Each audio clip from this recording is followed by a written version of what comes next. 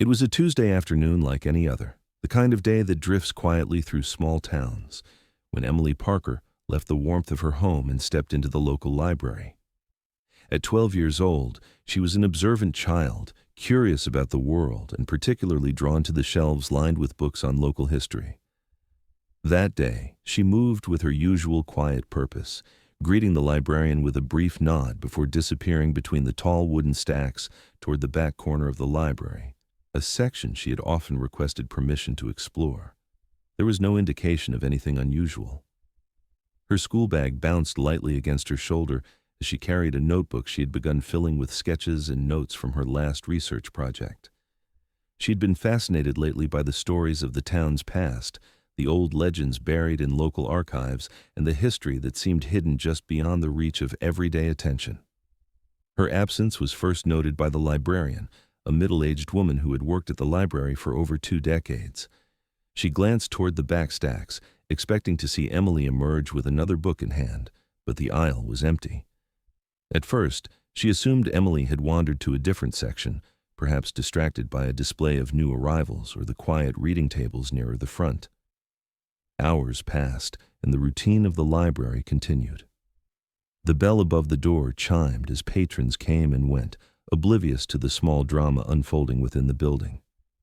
It wasn't until closing time that the alarm quietly began to take shape, the realization that Emily Parker had not returned home. Her mother, Diane Parker, was the first to notice something was wrong. She called Emily's cell phone repeatedly, each ring echoing unanswered in the quiet house. By the time her father, Mark, returned from work, the unease had grown to a knot of panic. They rushed to the library, voices shaking as they asked the staff whether Emily had been seen leaving. The librarian, her hands trembling, recounted the last sighting. Emily heading into the back stacks with her notebook and books clutched tightly. The parents retraced her steps, scanning the shelves, checking every table and aisle. The back stacks were long and narrow, a labyrinth of knowledge, but there was no sign of the girl. No coat left behind, no dropped items, not even a trace that would suggest she had paused or lingered for any reason. The police were called almost immediately, the case entering its first official hours as a missing child report. Officers combed the library, interviewed staff, and reviewed the limited surveillance footage.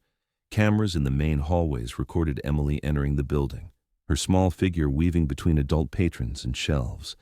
But after that, the footage grew hazy and intermittent. The back stacks, narrow and dimly lit, offered few angles, and in those critical minutes, Emily vanished from view. Friends and classmates were contacted, hoping for clues. Some remembered seeing her that afternoon, a fleeting glimpse at the entrance, her ponytail swaying as she adjusted her backpack. Others recalled the notebooks she had shown them earlier that day, filled with meticulous notes and sketches of local landmarks. Yet no one had seen her leave, and no one had followed her into the back stacks. Outside, the town began to stir with apprehension. News crews arrived, their cameras capturing anxious faces and the cluttered chaos of the Parker household. The story spread quickly, though details were scarce and often contradictory. Parents whispered in grocery store aisles, neighbors speculated on sidewalks, and the small community was gripped by a creeping fear that a child had simply disappeared into thin air. Volunteers offered to help search the surrounding streets, the small nearby woods and the quiet alleys that ran behind the library. Flyers were printed and posted on telephone poles, featuring Emily's photograph and the briefest description. Brown hair, green eyes, 12 years old, last seen at the library. Back inside the library, the space where Emily had vanished felt unnervingly empty. Books sat on shelves as they always had, unshifted, orderly, and silent. The staff spoke in hushed tones to one another, recounting the day with a growing sense of dread. Police took statements, recording the precise sequence of events, noting the time of her last confirmed sighting. Each detail mattered, yet nothing offered a clear lead. Her school counselor was brought in to speak with classmates, trying to piece together Emily's final hours and any clue that might indicate her state of mind or possible destination. Every answer seemed to lead to more questions, and the sense of helplessness settled over the town like a thick fog. By nightfall, the search had extended beyond the library, with officers fanning out into nearby neighborhoods and streets. Families with children began double-checking locks, glancing out windows with a heightened wariness. Diane and Mark Parker drove past familiar corners, repeating their daughter's last known movements in their minds, hoping a memory or a sight would spark a lead. Every empty street and every shadowed doorway became a potential clue, a possible explanation, and a source of horror when none presented itself. The town slept uneasily, aware that a 12-year-old girl had vanished in a place meant to be safe, a library that held knowledge and quiet afternoons, now transformed into a site of uncertainty and fear. As the first night stretched into morning, law enforcement expanded their scope.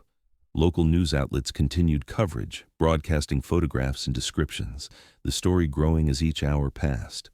The backstack, still untouched, became a silent witness to the last confirmed moments of Emily Parker's life before her disappearance.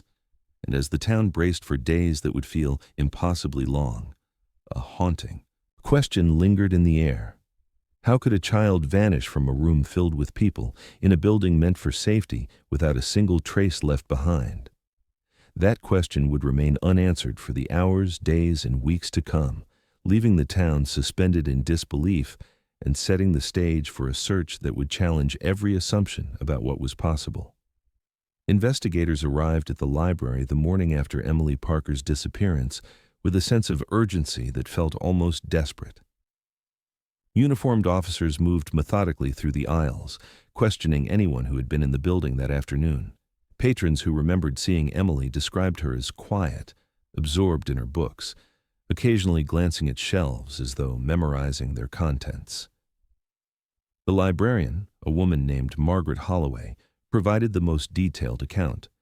She remembered Emily lingering near an old section of the backstacks, flipping through books on local history and architecture, her voice barely audible when she asked unusual questions about hidden rooms, locked cabinets, and spaces that were supposedly sealed off. Margaret had smiled, thinking Emily's curiosity innocent and typical of a child fascinated with old buildings. Now, those same questions took on a chilling significance. Security footage offered little clarity. The library's cameras captured Emily entering the building, her backpack bouncing lightly against her shoulders, and a brief glimpse of her moving between aisles. But after she disappeared into the backstacks, the recordings became fragmented, grainy, and sometimes completely dark. In one frame, a shadow moved in a way that suggested another presence, a figure just out of focus, their identity unrecognizable. Forensic analysts examined the tapes, enhancing the images and slowing them frame by frame, but no definitive identification emerged. It was a maddening glimpse of someone, or something, that might have been involved, yet the ambiguity left room for speculation rather than answers. Meanwhile, tips began to pour in from the public, a flood of conflicting accounts and claims. One person swore they had seen Emily near the town square around 4 o'clock, a fleeting image of her standing outside a cafe, staring at a display window. Another claimed to have spotted a girl matching her description at a bus stop several blocks away. Each tip prompted searches, patrols, and hours of questioning, but none led to confirmation. The theory that Emily had run away was whispered by some, fueled by anonymous notes left at the police station and emailed to local news outlets. The messages suggested a voluntary disappearance, describing a child who had grown tired of home and school, seeking adventure or escape. The Parkers, however, rejected these ideas outright, insisting that Emily would never leave without telling someone, that her life had always been structured, her routines predictable. Authorities widened their search parameters, turning to abandoned buildings, old warehouses, and the wooded areas bordering the town. Teams of officers, volunteers, and search and rescue personnel moved systematically, calling out her name, scanning underbrush, and checking every crawl space, every nook where a child could hide. Yet the searches yielded nothing. Empty buildings echoed with silence. Woods that had once been safe for play were now filled with tension and unease. Every corner explored, every path followed, ended in dead ends. The pressure on investigators grew, the public's anxiety mounting with each hour. Detectives conducted repeated interviews with Emily's classmates and friends, searching for overlooked clues. One friend remembered Emily talking about a map of the library she had sketched, showing passages and storage areas. Another recalled her fascination with the idea of secret spots in everyday buildings, a pastime that seemed harmless at the time, but now hinted at foreknowledge of her disappearance. Investigators noted these recollections carefully, piecing together a mental map of where Emily might have been before vanishing. Yet even with these fragments, the puzzle refused to yield a solution. The emotional toll on the Parker family was immediate and visible.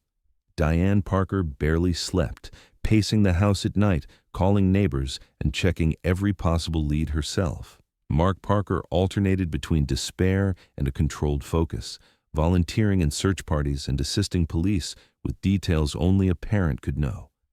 The town, once calm and predictable, became a place of whispered fears. Local businesses displayed Emily's face in their windows, school hallways were filled with worried teachers and students, and a pervasive sense of vulnerability settled over the community. People could not reconcile the idea that a child could disappear from a familiar public space without anyone noticing. Media coverage amplified the tension. Local television stations ran stories that recounted every known detail: the last sightings, interviews with distraught parents, and statements from police officials. Social media threads erupted with speculation, photos of Emily circulated widely, and amateur sleuths offered theories ranging from accidental entrapment in the building to stranger abduction.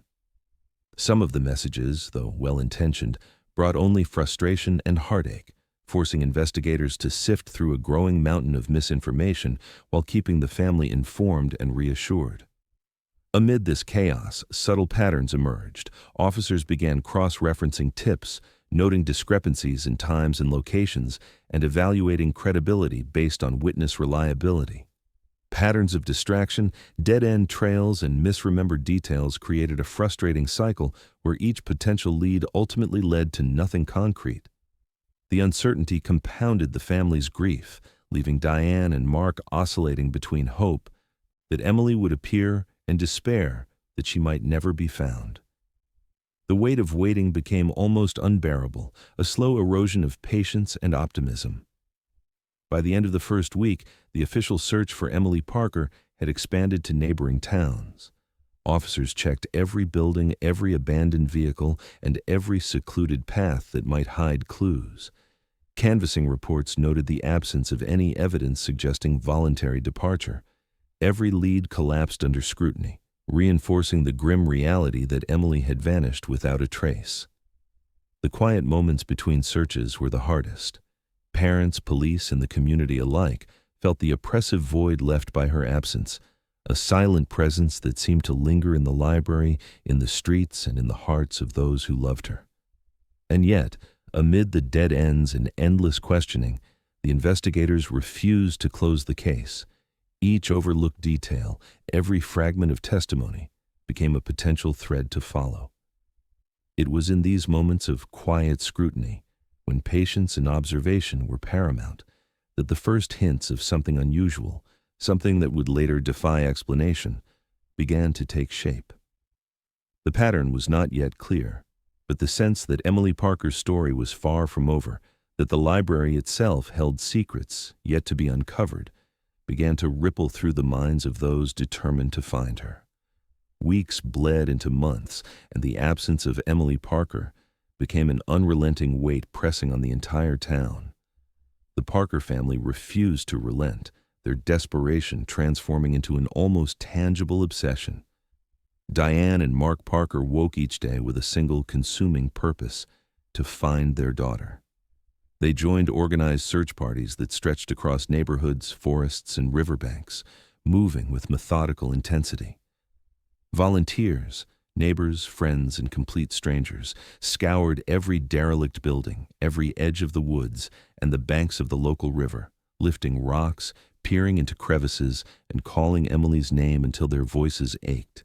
Each day ended with the same hollow reality: nothing found, nothing recovered, nothing definitive to offer hope.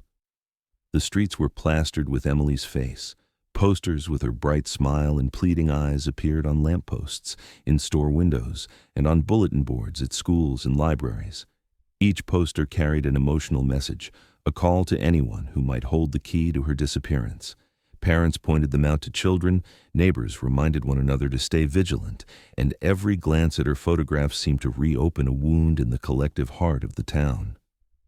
In schools, the story of Emily's vanishing circulated in hushed tones.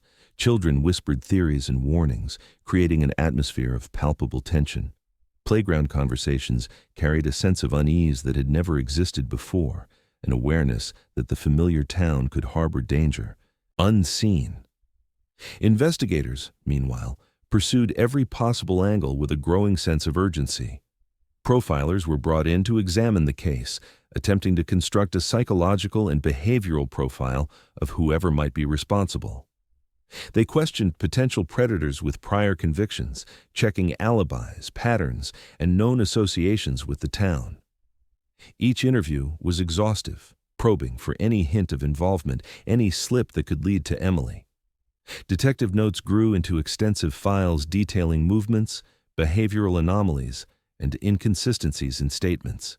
Yet, as weeks passed, each lead either petered out or proved irrelevant. No definitive suspect emerged, no single pattern could be confirmed, and the frustration among law enforcement mounted alongside the grief of the Parker family. Simultaneously, investigators examined similar missing children cases in nearby counties, hoping patterns might emerge. They cross-referenced disappearances that matched Emily's age, appearance, and timing, searching for connections that could narrow down suspects or reveal geographic patterns. Analysts pored over thousands of case files, comparing timelines and circumstances. Occasionally, a similarity sparked hope, a theory that momentarily drew excitement only to collapse under scrutiny. Each false start deepened the sense of despair and created a rhythm of hope followed by disappointment, a cycle that the Parkers endured alongside the investigative teams. Community fear grew as the disappearance remained unsolved. Parents altered routines, keeping children closer, monitoring every activity with a vigilance previously unseen. The library, once a place of quiet exploration and safety, became a symbol of unease. Patrons avoided the backstacks where Emily was last seen, and whispers about hidden rooms and strange occurrences circulated among regular visitors. Children, in particular, felt a heightened sense of vulnerability. The story of Emily's disappearance became a cautionary tale, a narrative warning them that danger could exist even in places they thought safe. The tension permeated neighborhood gatherings, after-school activities, and casual conversations, casting a shadow over everyday life. The Parker family's obsession manifested in small but relentless routines. Diane spent hours on maps, retracing Emily's potential steps through the town and the library, noting exits, alleyways, and overlooked corridors.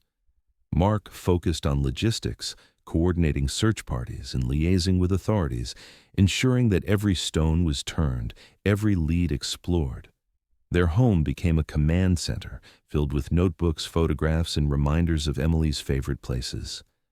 Friends and neighbors occasionally offered words of encouragement, but the Parkers were largely consumed by the singular purpose of finding her, their lives reduced to meticulous planning, endless questioning, and the hope that every day might yield a breakthrough. Local media maintained pressure on the investigation. Stories aired nightly, chronicling the ongoing searches, police interviews, and community vigils. Journalists interviewed the Parkers repeatedly, capturing raw emotion, fatigue, and the cracks in their composure. Public interest remained high, yet the constant scrutiny only amplified the weight of grief and the anxiety within the community. Every report reignited hope briefly, then replaced it with the sobering realization that Emily remained missing. Despite the emotional toll, investigators never ceased methodical follow-ups. Officers returned to the library repeatedly, re-examining every angle, consulting with building staff, and considering structural possibilities that might have been missed. Specialists in trace evidence and forensic architecture reviewed floor plans and past renovations. Each consultation was meticulous, deliberate, and painstaking, driven by the understanding that even the smallest overlooked detail could prove crucial. The sense of urgency was omnipresent, tempered only by the frustrating reality that no definitive answers had emerged. As the months unfolded, subtle hints began to surface. A janitor remembered seeing a book out of place in the backstacks, a rare volume positioned oddly on the shelf. Patrons occasionally reported a flicker of movement or an unfamiliar shadow, details too small and inconsistent to form immediate leads. Yet they introduced the first stirrings of something unusual, a suggestion that the library itself might hold secrets not yet understood. These fragments, seemingly trivial, became seeds of fascination for detectives, planting the notion that Emily's disappearance might not be entirely explainable by conventional means, that the pattern of her absence could be connected to her surroundings in ways the town had yet to comprehend. Through months of exhaustive searching, meticulous profiling, and pervasive fear, the town remained suspended in an uneasy equilibrium. Emily Parker had vanished, yet her presence lingered in every corner of the community, in every whispered conversation, and in the obsessive determination of her parents. The case had grown beyond a simple missing child investigation, evolving into a study of human grief, the weight of unanswered questions, and the tension that arises when a single absence reverberates through an entire town. And amid this relentless uncertainty, the first hints of an anomaly, a detail the Parkers and investigators would soon encounter that defied explanation, began to emerge, setting the stage for a discovery that would change everything. The library, once a familiar sanctuary for readers and students, became an object of intense scrutiny for investigators. Detectives returned repeatedly, measuring shelves, checking corners, and comparing the current layout with archived blueprints. They noticed discrepancies. A narrow corridor near the backstacks did not appear on any official floor plan, and a series of small, dusty rooms seemed entirely overlooked in public records. The building, which had always seemed ordinary, began to feel labyrinthine under the lens of methodical investigation. Every alcove and shadow was catalogued, every shelf shifted and re-examined for anomalies.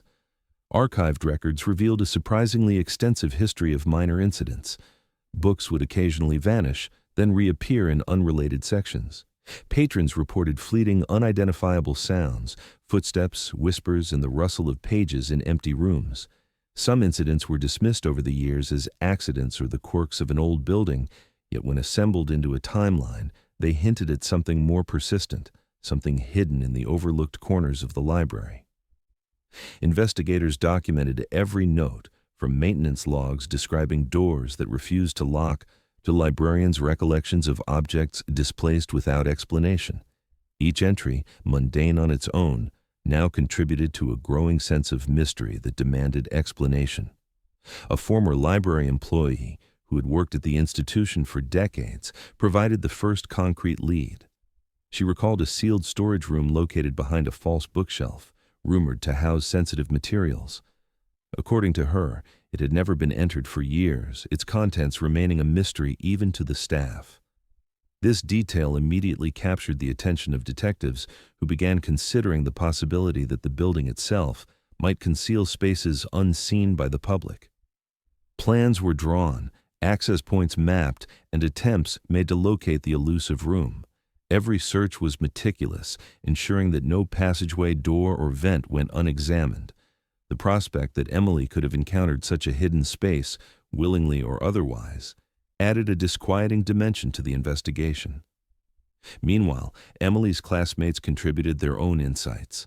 Friends described her as intensely curious, especially regarding local legends, myths, and the obscure corners of the town. She had often spoken about secret passages in old buildings and had been particularly fascinated by the history of the library itself. Teachers recalled her asking unusually detailed questions about hidden spaces and architectural oddities, questions that seemed innocent at the time but now suggested a preoccupation with concealed places.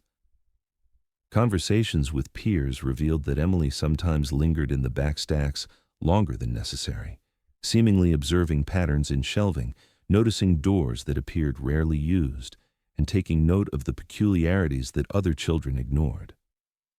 The investigators combined these insights with forensic and structural analysis. Every rarely accessed corner was measured for human accessibility. Dust patterns were studied to determine whether books or objects had been moved recently. Fingerprints and hair samples were taken from overlooked surfaces, though the passage of time reduced the likelihood of recovering conclusive evidence. Despite these limitations, the investigative team persisted, aware that a single overlooked space or a trace of Emily's presence could provide a breakthrough. Every hypothesis, every attempt to reconcile the library's inconsistencies was pursued with exhaustive attention to detail. Reports from past decades were cross-referenced to assess recurring patterns. Misfiled books often appeared in locations where they seemed to have been deliberately placed rather than accidentally misplaced. Security logs documented alarms triggered in sections with minimal foot traffic, sometimes during hours when the library was officially closed.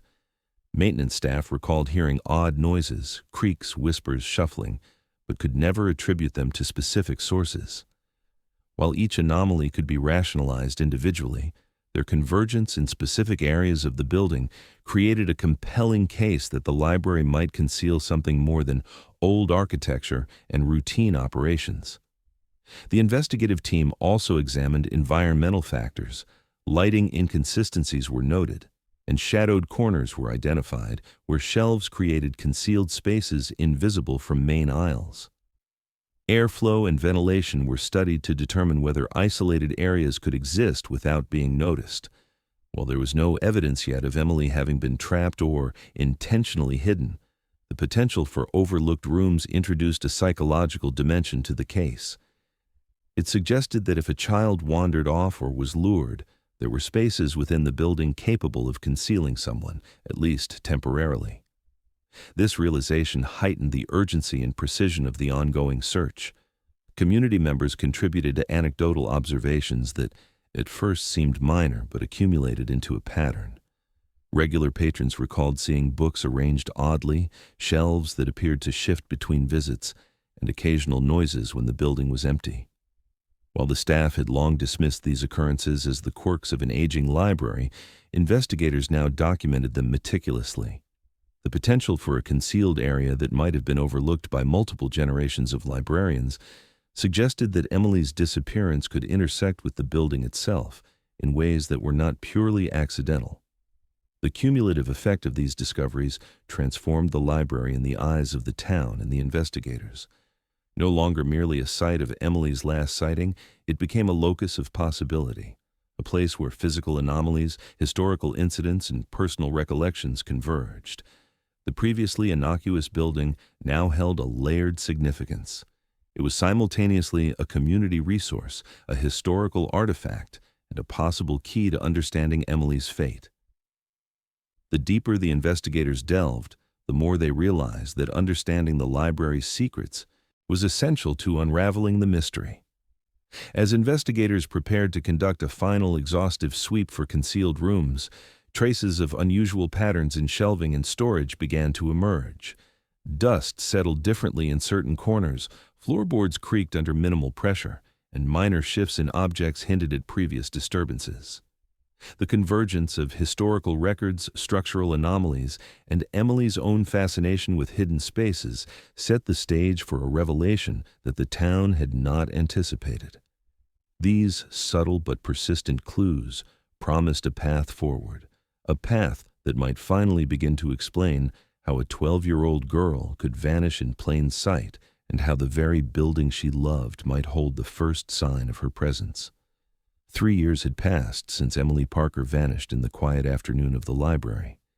In that time, the initial frenzy had faded, the news cycles moved on, and the posters that once plastered every corner of the city had grown tattered and yellowed. To the outside world, her disappearance had become a story relegated to memory, a cautionary tale whispered in passing. Yet for her parents, every day remained a reminder of a void that could not be filled. Sarah Parker, once composed and engaged, now navigated her days in a fog of depression, her hands often trembling as she sifted through old notes, photos, and letters from well-meaning strangers who believed they could help. Jonathan Parker, equally haunted, oscillated between anger and despair, his frustration with the police mounting as he clung to the hope that Emily's absence was not permanent. The emotional strain between them was palpable, subtle yet persistent, a quiet fracture beneath the surface of a once close-knit family. The case, largely dormant, was suddenly revived when the regional cold case unit decided to reopen Emily's file. The detectives assigned to the investigation approached the matter with a methodical thoroughness that was both clinical and empathetic. They reviewed every piece of evidence collected during the initial search: photographs, witness statements, library logs, and neighborhood interviews. Modern forensic technologies were brought to bear. Analysts re-examined fingerprints that had previously been inconclusive, digitally enhancing photographs and surveillance footage to search for patterns that had been invisible to the naked eye 3 years prior. In a quiet office stacked with case files, investigators scrolled through frames of grainy CCTV footage, the monotony broken only by sudden flickers that suggested movement previously unnoticed. The footage, previously dismissed as inadequate, now offered subtle but disturbing details. In one frame, a shadow lingered near the backstacks, moving just out of reach of the camera's view. Another sequence revealed a hand brushing past the shelves in a way that suggested more than accidental contact, a deliberate sweep, almost as if guiding or obstructing. Analysts cross-referenced the timing with library records and eyewitness accounts, but the figures remained unidentifiable. No staff member or patron matched the movements, leaving the team to grapple with the chilling possibility that Emily's disappearance involved an unknown presence that had gone undetected in a public, heavily frequented space. This new analysis reignited speculation about foul play. Local law enforcement, once stretched thin by the demands of daily policing, now prioritized the cold case, acknowledging that the passage of time had not diminished the need for answers. Detectives interviewed neighbors again, this time armed with enhanced visuals and the patience to parse inconsistencies in long-standing testimonies. Former friends of Emily were called back to recount memories of that day, revealing small, previously overlooked details. The unusual way Emily had lingered near a corner of the library, the books she had pulled from shelves but left unopened, and the fleeting glances toward doors that seemed closed to the public. Each recollection was cross-checked, every lead examined for the faintest trace of corroboration. As investigators combed through evidence, the Parker family's isolation deepened. Sarah's nights were punctuated by anxiety and imagined sounds of footsteps echoing in the house, while Jonathan spent hours retracing his daughter's routine in the library, questioning how she could vanish without a trace. Their conversations often devolved into silence, the words heavy with grief neither could fully articulate. Yet beneath the despair was a persistent drive, a refusal to accept that the threads of their daughter's life had simply unraveled. They clung to every minute detail uncovered by the renewed investigation, believing that even the faintest clue could be the key to breaking the 3-year silence. In parallel, forensic experts turned their attention to the physical evidence from the library. Dust samples from overlooked corners were re-examined, seeking traces of fibers or DNA that had escaped prior analysis. Books that had been considered mundane were now scrutinized for fingerprints, smudges, or misalignments suggesting deliberate handling. Every shelf, every aisle was mapped against previous witness reports to detect anomalies. Investigators found that some of the areas Emily had frequented were prone to minor disturbances that, at the time, had seemed insignificant. Books slightly pulled out, floor tiles scuffed, and dust patterns disrupted. These small irregularities, once dismissed as incidental, now fed a growing sense of urgency that something in the library itself might hold the key to understanding her disappearance. The haunting sense of absence became almost tangible as these findings emerged. In the community, those who remembered Emily described a quiet unease, a lingering fear that the seemingly safe environment of the library might conceal something sinister. Teachers reported that children still whispered about the girl who vanished, as though her presence remained woven into the fabric of the town. The combination of long-term grief, revived investigation, and subtle but concrete evidence created an atmosphere thick with tension. a feeling that the story had paused, not ended, and that the next discovery could shift everything. As the cold case team prepared for deeper examinations, both digital and physical, there was a pervasive awareness that time was both an ally and an enemy. While modern forensic tools offered capabilities previously unavailable, the passage of 3 years had also eroded memories, reduced the likelihood of certain evidence surviving, and intensified the emotional stakes for the family. Every new frame of video, every microscopic trace of evidence, was now infused with the weight of prolonged absence and unrelenting hope. The cumulative effect of these developments was undeniable. Emily Parker's disappearance, silent for years, was suddenly thrust back into the present, an unresolved wound demanding closure. Shadows in surveillance, the faint brush of a hand across shelves, and the meticulous re-examination of overlooked details created the eerie sense that her story was waiting to be revealed, poised on the edge of discovery. The renewed investigation had not produced answers, yet, but it had reignited the relentless pursuit for truth, ensuring that the next revelation, when it came, would finally illuminate the 3 years of silence that had haunted both her family and the community. Months after the cold case review, the library that had once been a silent witness to Emily Parker's disappearance began to draw renewed attention, not for new evidence, but for subtle, unsettling changes that staff could no longer explain. It started small. Books misplaced on shelves, titles shifted just enough to create an impression of disorder. At first, these incidents were attributed to careless patrons or inattentive staff, minor frustrations in an otherwise routine environment. Yet, over time, the anomalies became more precise. Books were found in sequences that seemed deliberate, aligned at angles too exact to be accidental, with the titles or subjects forming patterns that were faintly geometric, almost symbolic. Sarah Parker, still visiting the library nearly every week, noticed the arrangements immediately. In sections Emily had adored, the local history collection, the mythology shelves, the corners where whispered legends of the town's past were preserved, books had shifted in ways that suggested intentionality. Titles were ordered not by genre or author, but seemingly by shape, creating subtle lines and angles, as if someone had drawn with the books themselves. Sarah would pause, tracing the alignments with her eyes, heart tightening with recognition and unease. She was not alone in sensing the peculiarity. Several staff members began reporting the same. Irregularities, books misfiled in systematic sequences, and shelves that seemed to rearrange overnight without human intervention. The first reports to investigators were hesitant. It was tempting, even for professionals, to dismiss the phenomenon as coincidence, poor shelving, or the overactive imagination of grief-stricken patrons. Yet the persistence and precision could not be ignored. Surveillance footage showed no evidence of staff moving books at odd hours, no patrons loitering suspiciously near the affected shelves. Library cameras captured normal foot traffic, nothing to account for the subtle but deliberate patterns that kept appearing. The formations persisted despite frequent monitoring, each instance too measured, too intentional to be accidental. By the 6th month, the anomalies escalated. Patterns began to resemble shapes reminiscent of letters, with faint hints of words emerging from the careful positioning of spines. One morning, Sarah discovered a cluster of local history books arranged in a sequence that seemed to spell part of Emily's name. She hesitated before speaking, unsure if her mind was reading meaning into randomness.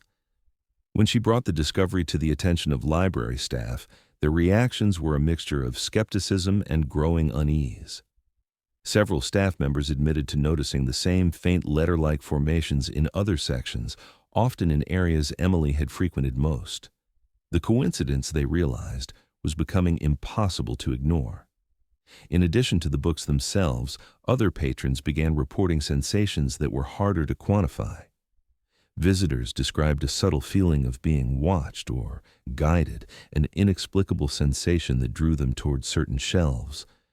In the quietest corners of the library, some swore they heard whispers, not voices carrying across the room, but soft, almost imperceptible murmurs brushing the edge of hearing. Staff experimented with recordings and motion sensors, attempting to document sounds or movements, yet nothing conventional explained the experiences. Every attempted rational explanation, drafts, HVAC systems, staff activity, failed to account for the precision and timing of the occurrences. The cold case investigators, who had initially returned to examine physical evidence, were drawn back to the library. This time, they approached with both skepticism and methodical curiosity, setting up meticulous logs to track each anomaly. They documented the precise location and orientation of each affected book, photographed patterns over consecutive days, and cross-referenced the changes with surveillance and visitor records. The resulting reports confirmed an unsettling reality. These formations were not random. Books shifted even when areas were secured. Patterns appeared in the same locations multiple times, and the alignments carried a coherence that suggested intentional design.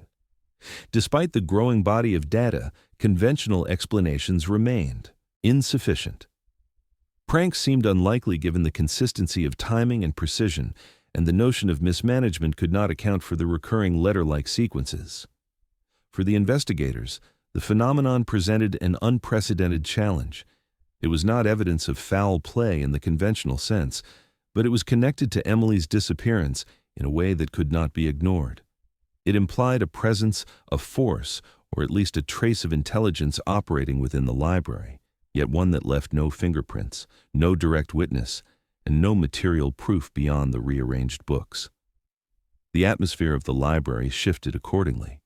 Staff began walking the aisles with heightened awareness, noting the odd angles of book spines, the patterns that seemed to form overnight, and the lingering sensation of being observed. Regular patrons felt a quiet tension in the air, a subdued unease that threaded through the quiet hum of the space. Teachers and parents who brought children noticed the same attention drawn toward certain corners, a pull as if the room itself were guiding them. The quiet, orderly environment of the library now carried an undercurrent of suspense, uncertainty, and the weight of an unsolved mystery. For Sarah Parker, the changes were both haunting and oddly comforting. They suggested that Emily, or something connected to her, had left traces that persisted beyond the physical absence. Each letter-like arrangement of books, each deliberate misplacement, carried the implicit promise that the story was not finished. It was a cryptic message, a signal that the library itself might hold pieces of the puzzle that had eluded investigators for years.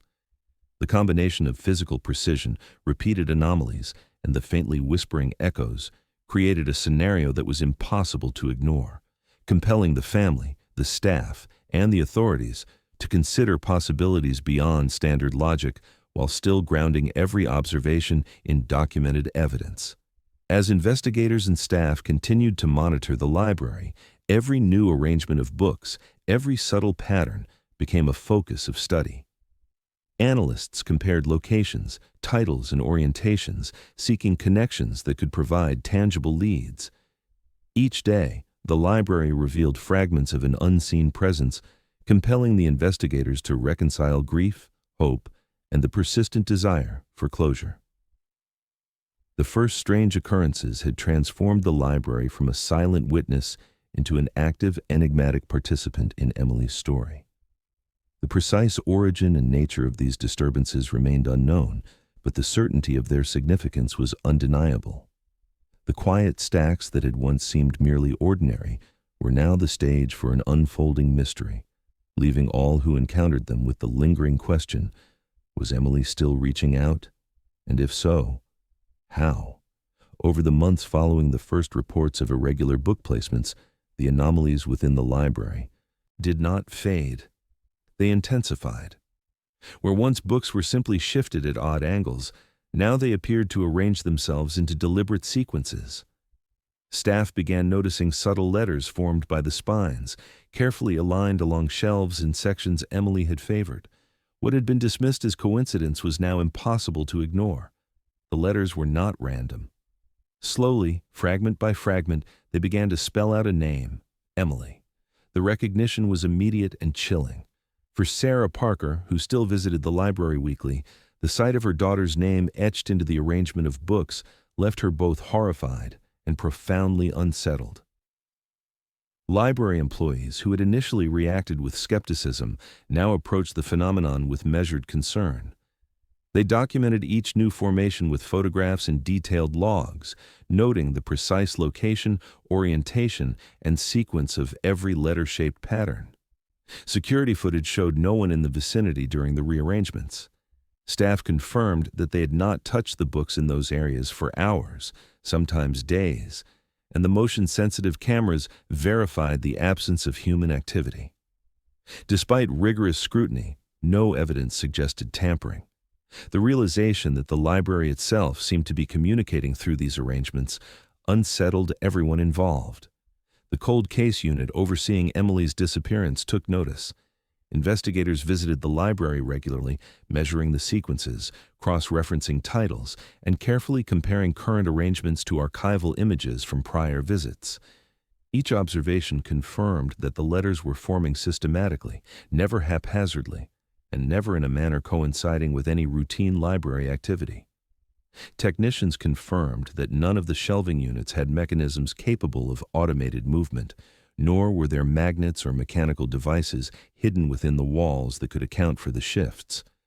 It was a meticulously orchestrated mystery with no visible orchestrator. As news of the library anomalies spread within investigative circles, researchers from psychology and linguistics were consulted to explore possible explanations. Some proposed a theory of subconscious influence, that those deeply connected to the case might, without realizing it, have moved the books themselves. However, logs and testimonies from staff combined with surveillance footage refuted this. Others explored environmental causes, suggesting the possibility of mechanical, magnetic, or vibrational interference influencing the placement of books. Yet, none of the suggested mechanisms could account for the precision, the timing, or the unmistakable arrangement of letters that spelt Emily's name. Even the most improbable scenarios felt insufficient. For Sarah Parker, the letters were simultaneously terrifying and heartbreaking. They represented a voice from the absence, proof that Emily had left traces that extended beyond human understanding. Friends and relatives who visited the library remarked on the intensity of the effect. Some admitted feeling as if they were being gently guided along the aisles, their eyes drawn to the patterns before them.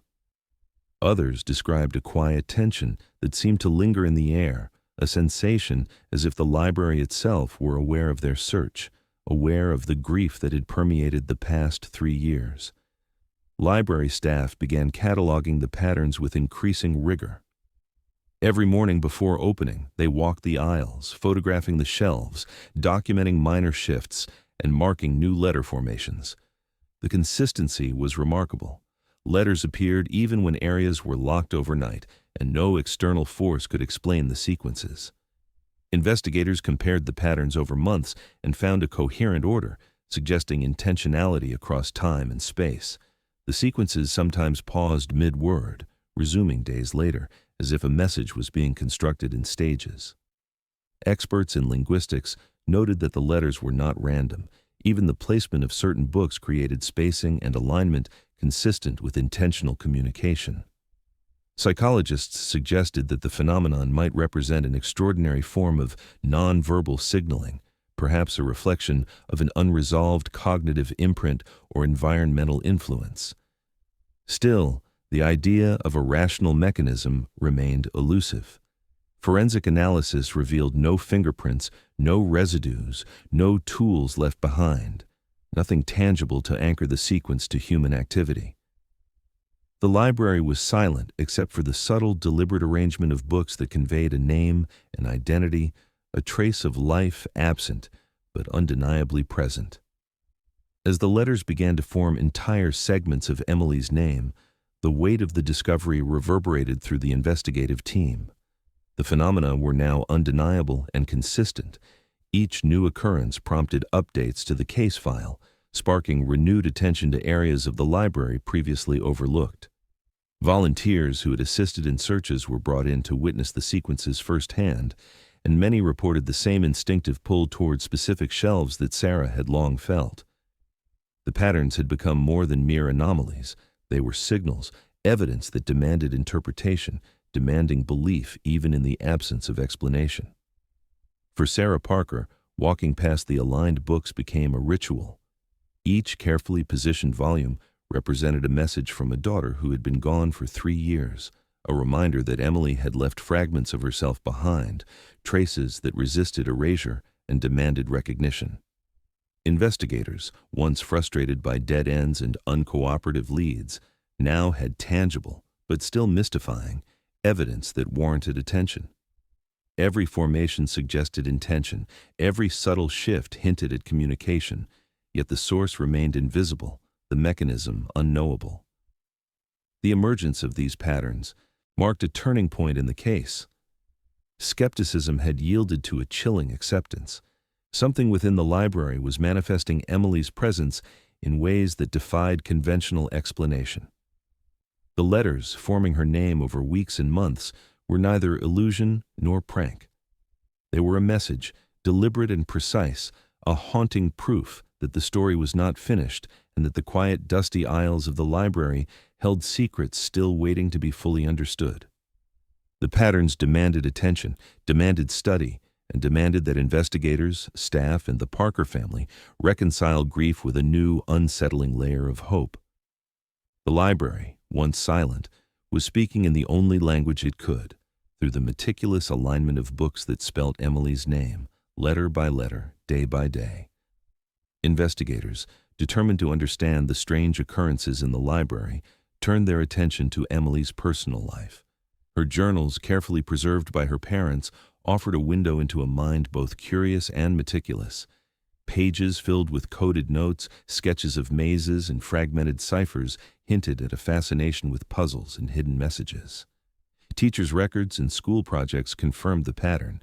Emily had long been drawn to riddles that required patience and attention to detail. Emails to close friends revealed playful exchanges about secret passages, invisible ink, and cryptic clues, suggesting she may have developed a habit of embedding meaning into ordinary places. As detectives sifted through the material, a theory began to take shape. Emily might have anticipated a crisis, consciously or unconsciously, leaving markers in the spaces she frequented most, particularly in the library's quieter corners. The investigators cross-referenced her personal archives with the areas of the library where books had been shifting. They noted repeated patterns, letters forming her name, sequences aligned along walls she had often studied, and clusters near corners she had marked in her notes. The more they examined her habits, the clearer it became that Emily had an uncanny understanding of the space, as if she had mapped it in her mind in meticulous detail. The rearrangements of books, once dismissed as supernatural or inexplicable, now hinted at a deliberate strategy. Whoever, or whatever, was influencing the shelves seemed to follow routes she had habitually used, visiting sections she preferred, lingering where she had spent hours reading or arranging her thoughts. Historical records of the library's construction revealed overlooked details. Blueprints showed hidden crawl spaces and narrow passages, some sealed decades ago and forgotten, others barely wide enough for a child to pass through. Maintenance logs confirmed their existence, but the areas had long been inaccessible to staff and visitors alike. Investigators began to correlate these spaces with the locations of the shifting books. A pattern emerged. The letters and sequences frequently appeared in sections adjacent to these passages. The realization was slow, almost imperceptible at first, but undeniable. The hidden areas were not just structural anomalies, they were connected to Emily's routines and possibly to her disappearance. With the library's layout now mapped alongside Emily's personal habits, detectives began to chart potential routes she might have used. The sequences of letters seemed less random and more like directional cues, guiding attention along certain aisles, toward specific shelves, and ultimately pointing toward corners where small crawl spaces could conceal objects or a person without detection. Analysts noted that the timing of the formations often coincided with hours when the library was sparsely populated. No staff reported movement that could account for the arrangements. The evidence suggested a deliberate trail, one that could only have been constructed by someone intimately familiar with both the library's geography and Emily's own behavioral patterns. Psychologists and forensic specialists were brought in to assess the possibility that Emily herself had created a premeditated system of messages. They examined her writings for references to escape, secrecy, or contingency planning. Certain journal entries stood out, cryptic sentences about paths no one notices and letters that lead the way were initially dismissed as childish imagination. Now, in context, they took on a new significance. The investigators theorized that Emily may have been embedding markers intended to guide someone or to communicate her presence if she went missing. The notion was unsettling. A young girl, anticipating danger, leaving clues that would only be deciphered by those willing to study the details obsessively. Library staff assisted in the mapping process, comparing Emily's favored sections to the sequences of letters that had appeared over months. Patterns consistently emerged near shelves she had touched frequently. Every new anomaly followed a trajectory that matched her known paths through the building. Even minor details, such as the angle at which a book leaned or the spacing between volumes, mirrored her sketches and diagrams in her notebooks. Investigators were struck by the precision. Whoever orchestrated the arrangements, whether Emily herself or another force exploiting her habits, was meticulous, patient, and intentional. The combined evidence of her personal habits, coded writings, and the structural anomalies of the library painted a hauntingly coherent picture. It suggested that Emily's disappearance was intertwined with the environment she knew best, that the seemingly impossible movements of books were not random but designed to align with the cognitive map she had built over years of study and play. Every letter, every alignment, every shift now carried context. They were markers in a deliberate sequence, a roadmap through a space. She understood intimately, pointing toward hidden passages long overlooked by staff and investigators. For Sarah and Mark Parker, the revelation was both sobering and bittersweet. Their daughter's intelligence and foresight were evident, yet the mystery of her disappearance remained unresolved. Still, understanding that Emily's habits and knowledge of the library had left behind a network of clues provided a fragile sense of connection. It was proof that she had been thinking, planning, and leaving traces that could guide those searching for her. Investigators now approached the case with renewed direction. The letters on the shelves, once dismissed as anomalies, were recognized as part of a system intimately connected to Emily's routines and favorite spaces. By correlating her writings, behavioral patterns, and the hidden passages revealed in historical records, they could chart potential locations for further investigation. It was a painstaking process, but for the first time in years, a thread emerged, a tangible, interpretable pattern that might finally illuminate what had happened to Emily. The dots were connecting, slowly but undeniably, forming a map that merged her intellect, her habits, and the physical reality of the library itself. And within this convergence of personal insight and structural mystery lay the promise of discovery, the first glimmer of direction in a case that had haunted a family and a community for years. Each alignment, each sequence now offered a potential path forward, and the investigators, though cautious, knew they were closer than ever to unraveling the hidden story Emily had left behind. Investigators returned to the library with a renewed sense of purpose, armed with the knowledge that Emily's disappearance was intimately connected to the building itself. The hidden passages and sequences of letters on the shelves had provided the first real patterns, and now the focus shifted to the storage areas in the back stacks, sections long overlooked and often dusty, filled with boxes of old records and seldom used volumes. Forensic teams measured every wall, cataloged every shelf, and compared historical blueprints with the current structure. It was during this painstaking process that a subtle anomaly was noted, a slight variation in the paneling behind a row of shelves, almost imperceptible to anyone not examining the wall in detail. The panel was flush with the others, its edges slightly uneven, a hidden seam that could easily have been missed. Carefully, investigators pried the panel loose, revealing a concealed compartment, a space large enough to hold a small child but otherwise invisible from the library floor. Inside, Emily was found, curled into the corner, her clothes thin and her expression cautious but alert. She had survived there for weeks, possibly months, subsisting on food rations she had managed to scavenge from discarded boxes, forgotten snacks, and a small jug of water she had hidden during previous visits. Trauma was evident. Her hair was matted, her hands scratched from navigating the narrow crawlways, but her presence was a miraculous confirmation that the months of speculation and investigation had not been in vain. Detectives, cautious and methodical, documented the compartment and its contents. Every detail mattered: the layout of the space, the marks on the floor where she had rationed supplies, the faint impressions of bedding she had fashioned from blankets and old newspaper, and the small pile of items that had served as both sustenance and comfort. Investigators noted the precision with which she had left messages for anyone who might search for her. The books on the nearby shelves, once shifting seemingly without reason, formed letters spelling fragments of her name, arranged in sequences she could reach from within her hiding place. It became clear that these were deliberate signals, a communication system she had constructed using both her intellect and intimate knowledge of the building's interior. Emily's parents, who had endured years of uncertainty, were finally allowed into the library under supervision. Their reaction was a mixture of disbelief, relief, and profound emotional exhaustion. They could barely comprehend the fact that their daughter had survived in the very space they had once walked past countless times without suspicion.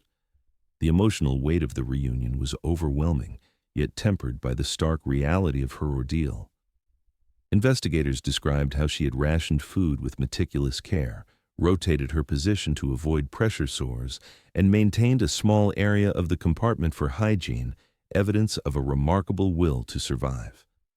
Forensic specialists and psychologists were brought in to assess both the physical and mental impact of her isolation.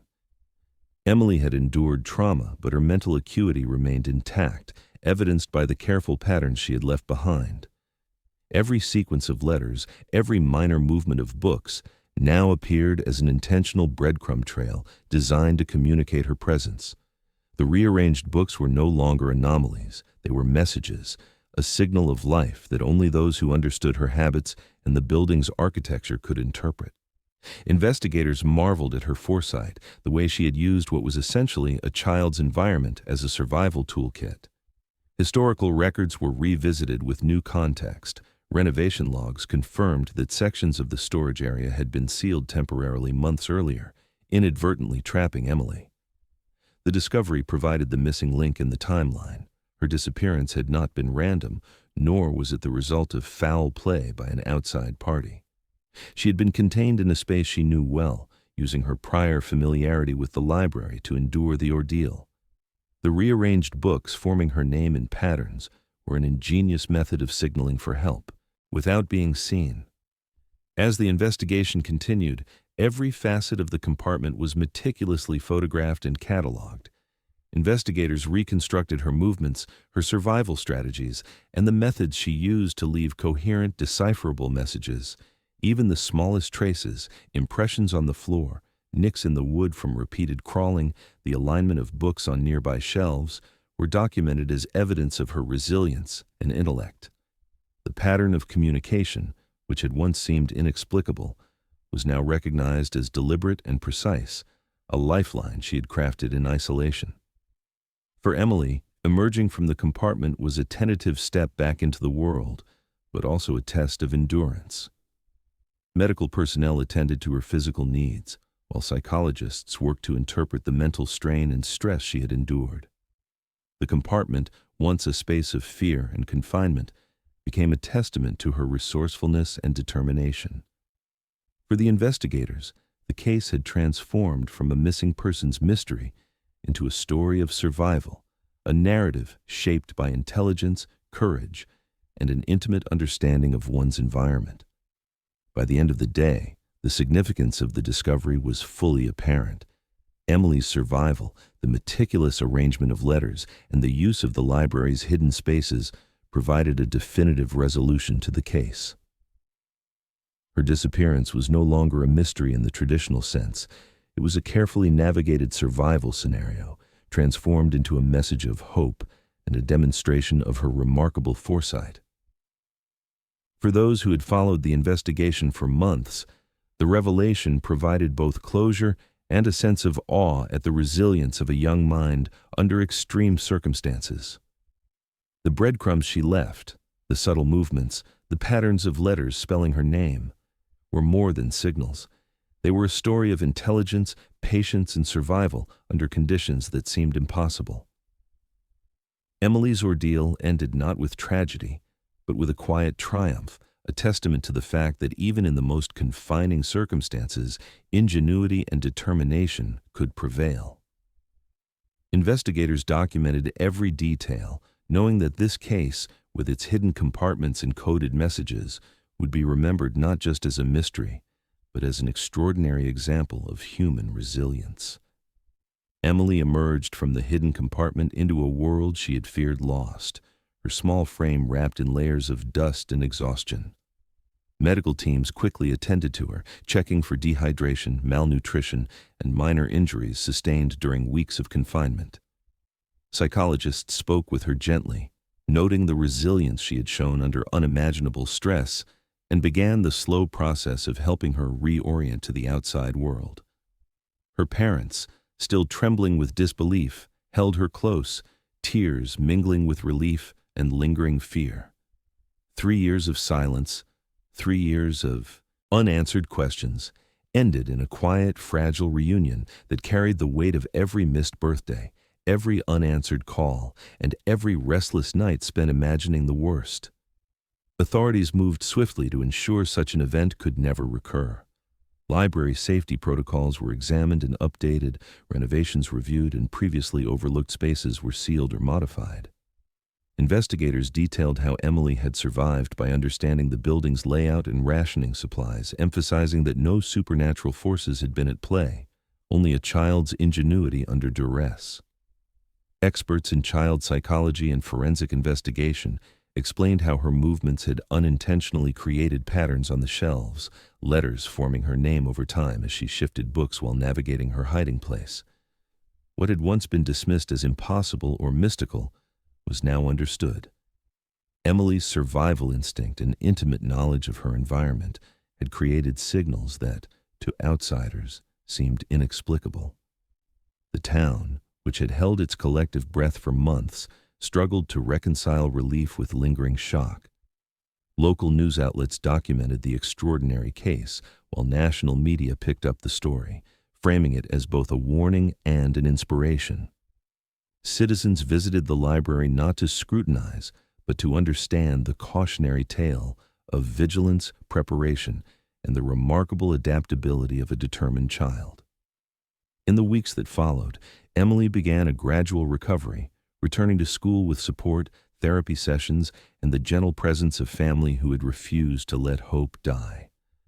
The library, once a place of fear, transformed into a symbol of resilience, a testament to human ingenuity, the importance of safety, and the enduring connection between knowledge and survival.